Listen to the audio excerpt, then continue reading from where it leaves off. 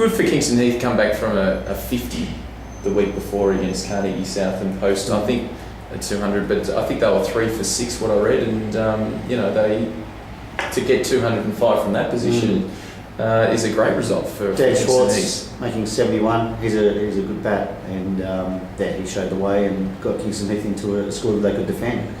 LePage Park made 225 with Squeak McConkie making 64, and their recruit De Silva making 46. So he's doing really well, supporting, doing what he needs to do. And Rob DeHaan. Yeah, Robbie DeHaan taking 6 wickets. So he's leading by a mile when it comes to the Longmere Shield wickets. He's taking 4s, 5s, and 6s now. So yeah, you're right. I think he's already taken 19 or 17. And Semi Dager making 27 when the score was 2 for 62. So it was semi-night watchman or something. Was it the week before? Might have been. Possibly. He'd be batting him at the top. Yeah, with his gloves off. Bentley Uniting Bentley Uniting making 220. This would have been. Layla and Russell doing the job with the runs, but East Sandy. You wonder whether they were happy to play, or whether they were keen to play, considering the game before with Mackie. With the it's funny. I heard on the nice little segue, but I don't know if this is all rumours, but I don't know the full story. But it's quite funny. I couldn't stop laughing when I heard it. But the East Sandy, the first round 3, day one. I think they've turned up, and from what I was told, the ground was rubbish, and I think they're resurfacing. I don't know what they're doing, but we played round 1. It's not good. It's not that a couple of years ago, but anyway, there was holes and things everywhere, and you could stick your fist in a hole and this sort of stuff. And I think they went to the toss and went boom. I think Mackie won the toss and said, "Oh, we'll bat." Next thing you know, a truck's comes around from the corner, pulls up. Next thing you know, they're shoveling dirt and sawdust all over the ground and top dressed it. Yeah. So obviously it's going to be really slow. And that's when I heard that Buddha's just stuff this is crap. We're off. You're not. You've always been cheaters, but you're not even cheating subtly anymore. It's just.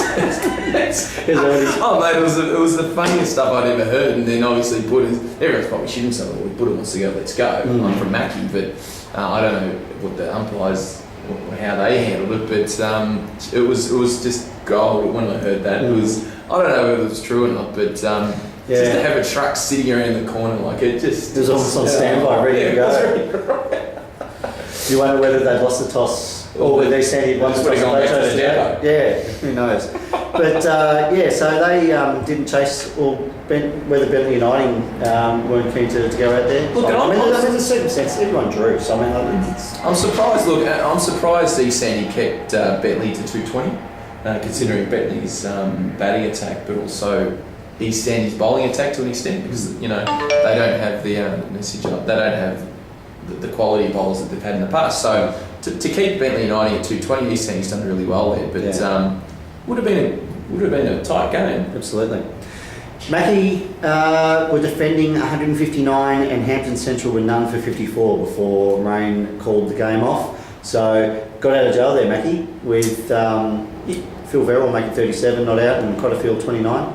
Lockie Hay, 3 for 41. He's starting to really progress as a bowler. It's obviously Hampton would be spewing, but Hampton, they could have just lost 6 for 10 too. You know what I mean? They're one of those teams where they only had 100 to get, but still it probably wasn't over. That makes sense.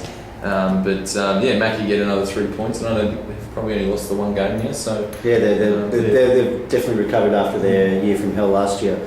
And in the other game, West Bentley were 138 all out, with Chris Fiddler, the only one flying the flag, making 64.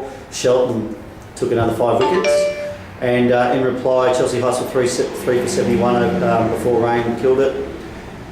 Get out of jail there for West Bentley as well. Oh, definitely. And it's just showing, Chelsea Heights, they're going to be taken up to a lot of teams this year. Especially when you've got, Sheldon taking 5 wickets. But... West Bentley, they've still got the Caseys and the Fiddlers, and if you have a look, they've got the Holmes, and so they've got the quality of Mark Reeds and things. So they're just, again, one of those teams that they either click or they don't. Yeah, they've done it for years. They're the most bipolar team in the CMCA. I think we've got them this... we play 2020 this tomorrow on Tuesday. will probably be on the same day. How does it work? Does the top 2 teams go through, or the top team? I think it's only one because there's 4 groups. Okay, so And then one with the top goes- 2 of each group, there'll be 2 semi-finals and then a grand final. But speaking of 2020, we played Amiga in the first game, chasing 163, and we did it with an over to go. And that's probably helped our guys just get a bit of momentum with their batting and get some form in. Bill Biggs making 73 not out, and Dave Fulco making 40, and Dylan Jantz getting into some form, making 21 not out at the end. And then, so that was a good win for us against Amiga. Second game against Bentley Uniting was going to be a bit more of a challenge, and as proven, we fell about 50-60 runs short. Again with Dylan Jantz making 31 and Collie making 22 at the end there. So yeah, look, 2020 is interesting how it just gives, it's almost like match conditions from a practice point of view, and it's allowed Bill to regain some confidence with his batting and gives guys like James White some more time in the middle as well. So it has benefits. We all, most of us failed against Bentley Uniting. I was given a chance and made a disgrace of it. Most people. Good catch though. Oh yeah, terrible shot though. But irrespective, yeah, I think we threw a few wickets away that day when we got them. Oh look, there's one thing because I haven't played against Bentley United since obviously 2 years ago. They've just got some good kids coming through. Their bowlers, Cody, and there's a Cal, and they've actually got some good 3rd, 4th string bowlers. Yeah, I mean, you can talk about the recruiting of Layla and Russell, who are fantastic cricketers. But in addition to that, they're not only just getting good players, but they've now built a bit of a culture which all the other younger players are feeding off. And you see your Brisbanes and you see your Backmans and I think the Convilles as well, who are all just feeding off that experience. And not only do they just rub off on that, but they've got a very disciplined fielding regime. I think they've even got a dietitian there.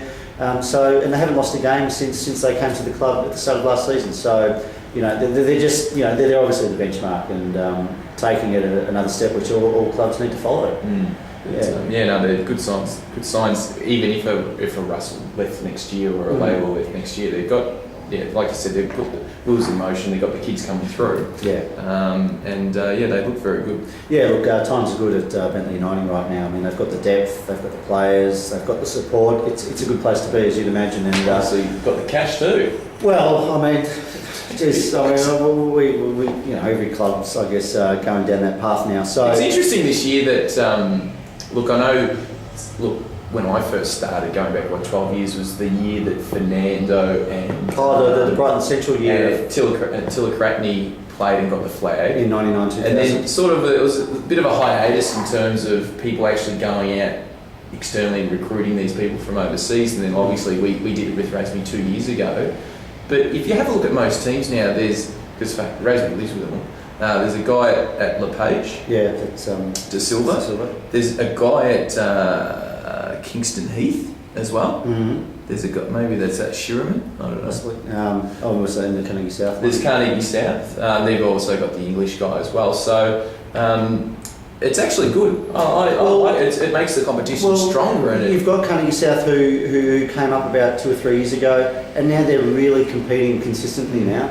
LePage Park, the same. They're really starting to get some consistency and not just relying on squeak and so forth. And also Kingston Heath are just slowly starting to build, and they've got a great junior base, which will see them continue on with that. But yeah, just to make sure that they're not just fighting for relegation each season. Even first game against East Sandy, they'd flown an English guy out, young guy. So it's I like it. I think the more people that's brought externally into the competition, whether it be overseas, other competitions in Melbourne, it just makes it a stronger competition, and it's a lot better. Like a Woolnows obviously turning out to be as well. Yeah, I mean, as long as it's not irresponsible to the competition, because some people come with really inflated prices.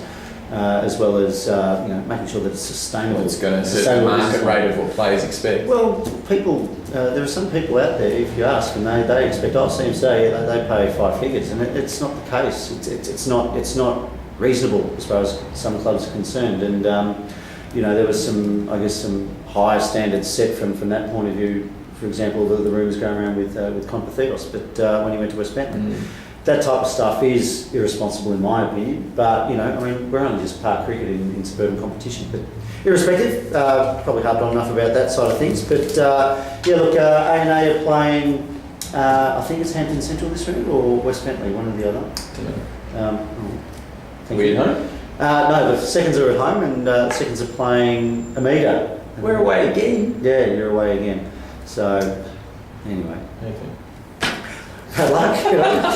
Well, it's Sydney Rugby Cricket Association, so you'd imagine besides Chelsea Hikes, it shouldn't be too far away. We must be due for a couple of back-to-backs after Christmas. Yeah, I know that the seconds are playing Washington Park in round 6 at Packer. Who have you got this round? We've got, I mentioned it before, Amiga at home. So, that'd be a good game. Oh, look, this will be a really good test for us. Obviously, with them being relegated last season, they've got Ivan back, and as I said, we played them in the 2020 a couple of weeks ago. They've got some good young kids coming through. I think they've got D'Amico, who consistently bowls on a spot, in true Amiga fashion, and you've got I think Steve Lay as well, who's an up-and-coming bowler. Obviously Glenn Beckett, who's done the job over the last couple of years now. So, yeah, look, it'll be interesting and we look forward to that. But, we'll see how we go. Well, Andy Lee's back, isn't he?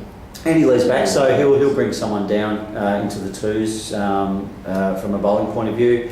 I think David Falco's unavailable, so you'll need to fill that. I think Matty Lloyd's available though, so we'll see how we go. But, hopefully...